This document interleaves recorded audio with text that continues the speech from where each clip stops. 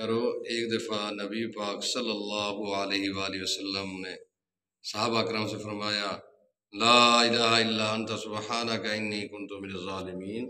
حضرت یونس علیہ السلام نے جب یہ تسبیح پڑھی تھی تو اللہ رب العزت نے ان کو پریشانی سے نجات عطا فرمائی، ان کو معاف کر دیا تھا۔